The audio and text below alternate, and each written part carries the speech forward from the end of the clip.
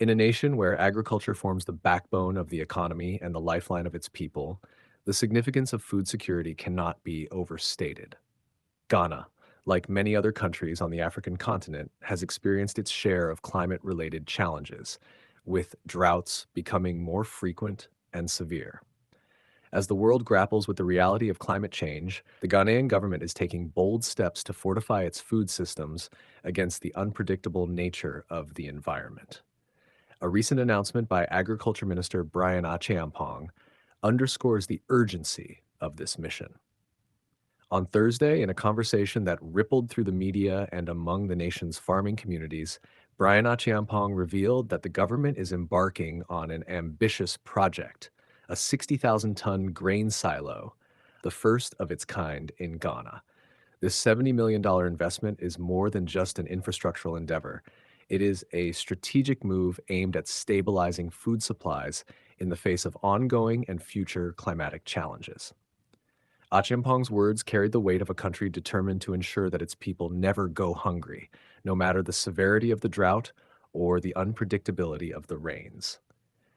The grain silo, set to be completed within 12 months, will serve as a strategic reserve, holding vast quantities of grain to be released when the market is under strain or when harvests are threatened by poor weather conditions. Quick reminder for those who haven't subscribed to our channel, please do so to stay updated on such insightful content and help us reach our goal of 30,000 subscribers by the end of this month.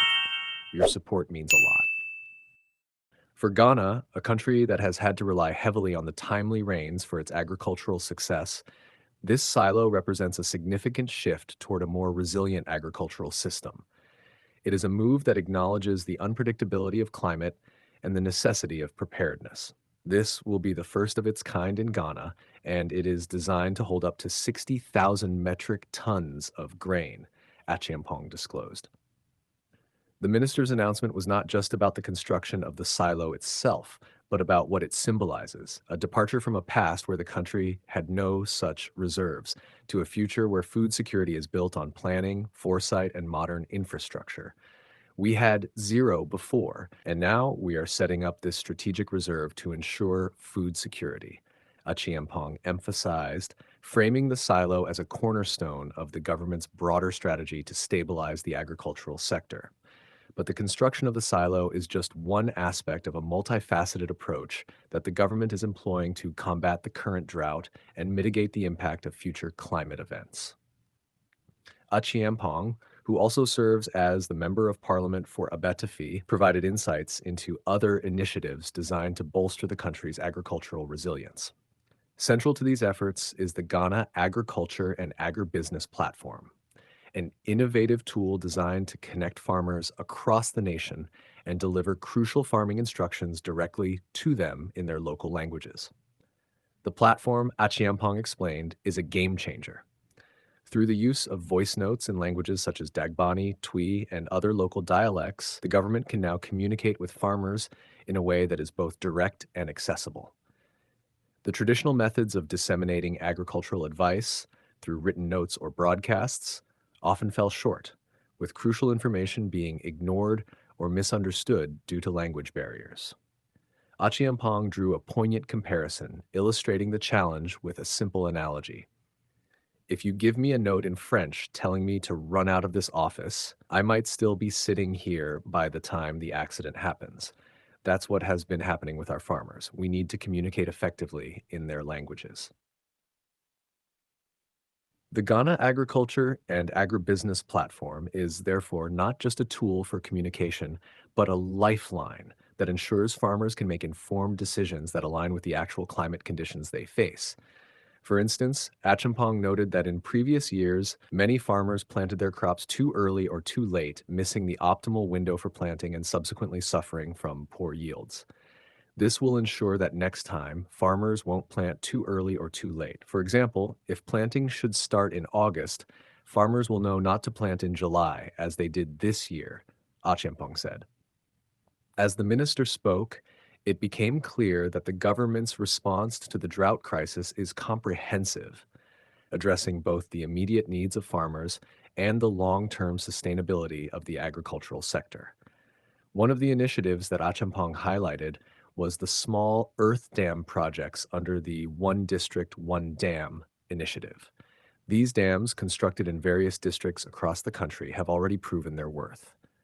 During last year's drought, these small reservoirs provided much needed water for irrigation, ensuring that crops could survive despite the lack of rainfall. Acheampong was unequivocal in his assessment. It would have been worse if those were not there. The success of these dams is a testament to the foresight of the government's policies, which aim to decentralize water resources and make irrigation more accessible to farmers in rural areas.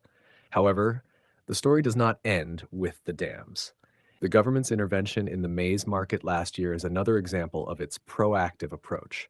Following a bountiful harvest, maize prices plummeted, dropping from 450 per 50 kilogram bag to about 145 to 150.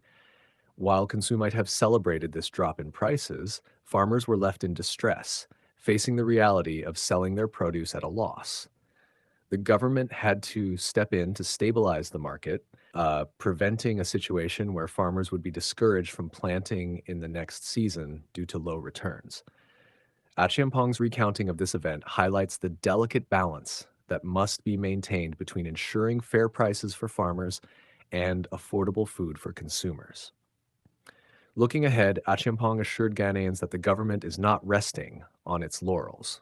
The expansion of irrigation infrastructure remains a top priority, with plans to develop more land for agriculture and integrate crop calendars with real-time weather data.